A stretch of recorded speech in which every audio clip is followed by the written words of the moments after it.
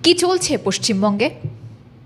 হাসপাতালে রোগীদের লম্বা লাইন, ওষুধের হাহাকার, ডাক্তারের অভাব, স্যালাইন দুর্নীতি, আশঙ্কাজনক রোগীও বেড পাচ্ছেন না।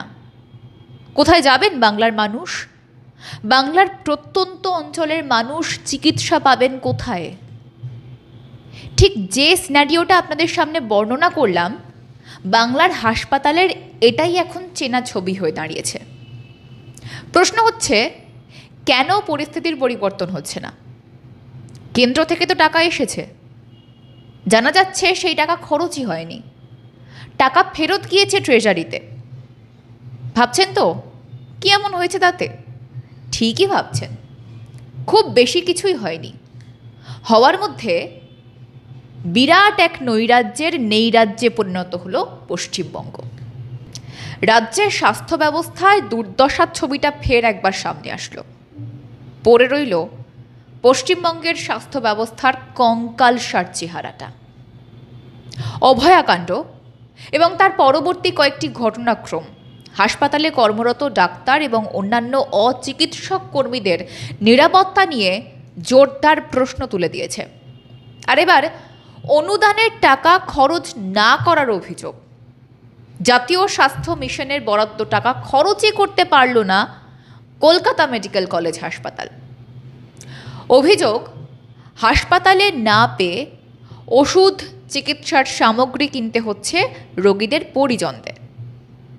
2024-25 অর্থবর্ষে জাতীয় স্বাস্থ্য মিশনের 87,29,401 টাকা বরাদ্দ করা হয়েছিল। 30টি আলাদা আলাদা খাতে এই টাকা মঞ্জুর করেছিল স্বাস্থ্য ভবন। 2024 সালের 24শে মে নির্দেশিকা জারি করে কলকাতা মেডিকেল কলেজ হাসপাতালের জন্য বরাদ্দ হয় সেই টাকা। কিন্তু সেই টাকা খরচই করতে পারেনি কলকাতা মেডিকেল কলেজ, ফলে ফেরত গেল সেই টাকাটা। জাতীয় স্বাস্থ্য মিশনে বরাদ্দ টাকা দিয়ে জননী সুরক্ষা কার্যক্রমে সদ্যজাতদের ওষুধ কেনা যায়। যারা হাসপাতালের অন্য বিভাগে চিকিৎসাধীন রয়েছেন তাদের জন্য ওষুধ কেনা যেত। রোগীর পরিজনরা স্পষ্টই অভিযোগ করছেন, তাদের সব কিছুই বাইরে থেকে কিনে আনতে হচ্ছে। ওষুধ, ডায়াগনস্টিক, রক্ত পরীক্ষা, এক্স রে, সবটা বাইরে থেকে করতে হচ্ছে। হাসপাতালে পরিষেবার খামতি রয়েছে। ডাক্তার শুধু প্রেসক্রিপশন ধরিয়ে দিচ্ছেন, ব্যাস ওই অবধিই শেষ। কিন্তু কেন হলো বলুন তো? এতে কার লাভ?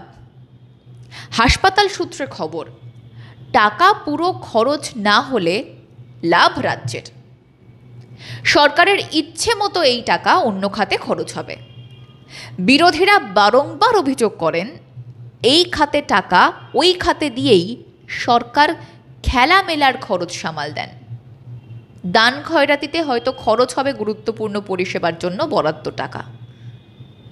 এ বিষয়ে কলকাতা মেডিকেল কলেজের এমএসভিপি অঞ্জন অধিকারী এক বৈদ্যুতিন সংবাদ মাধ্যমকে জানিয়েছেন, হাসপাতাল কর্তৃপক্ষের ভীষণ রকম প্রয়াস ছিল যাতে কোনো টাকা পয়সা ফেরত না যায়। কিন্তু হাসপাতাল কর্তৃপক্ষের দুর্ভাগ্য যে অ্যাকাউন্টস বিভাগকে বোঝাতেই পারেননি টাকা পুরোটাই খরচ করা উচিত। অ্যাকাউন্টস থেকে বোঝানো হয় এখানে বেশ কিছু ক্ষেত্রে নাকি ট্রেজারিও অবজেকশন দেবে। এই অবজেকশনেই আসল খেলা লুকিয়ে আছে।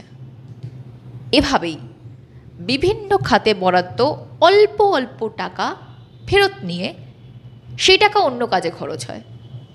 আর এতে বিরোধীদের অভিযোগ যে একেবারেই ফেলে দেওয়ার মতো না, তা বোঝাই যায়। এবার আসা যাক কলকাতা মেডিকেলের অধ্যক্ষ ইন্দ্রনীল বিশ্বাসের কথায়। তিনিও এক বৈদ্যুতিন সংবাদ মাধ্যমকে জানিয়েছেন, কিছু অর্থনৈতিক প্রক্রিয়া রয়েছে।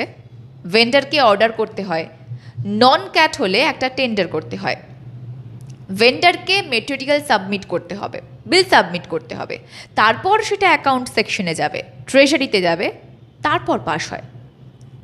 টাকা আসা এবং ইয়ার এন্ডিং, এর মাঝের সময়টা যদি খুব কম হয় তখন পুরোটা টাকা ব্যবহার করা যায় না। ফলে বোঝাই যাচ্ছে লাল ফিতের ফাঁসে টাকা আটকে রাখা হয়। এই সরকারি জটিলতার জেরে বাম জামানাতেও টাকা ফেরতের খবর সংবাদ মাধ্যমে হেডলাইন হতো। স্বাস্থ্য দফতরের মন্ত্রী, খোদ মুখ্যমন্ত্রী, তিনি স্বাস্থ্য ব্যবস্থায় চমৎকার কাজ করেছেন বলে দাবি করেন। কিন্তু বাস্তবে কতটা উন্নতি হয়েছে তা নিয়ে বিরোধীরা বারংবার প্রশ্ন করেছেন। প্রসঙ্গত, অভয়াকাণ্ডের পর স্বাস্থ্য ব্যবস্থায় দুর্নীতির বিভিন্ন ঘটনা প্রকাশ্যে এসেছিল। সেই ঘটনার তদন্ত এখনও চলছে। তা যা সামনে এসেছে তা হিমশৈলের চূড়া মাত্র, এমনটাই অভিযোগ বিরোধীদের। এ বিষয়ে আপনাদের মতামত জানাবেন আমাদের কমেন্ট বক্সে। আজ এই পর্যন্তই, দেখা হচ্ছে অন্য বিষয়ে অন্য পডকাস্টে। ততক্ষণ পর্যন্ত সঙ্গে থাকুন, দেখতে থাকুন মাধ্যম।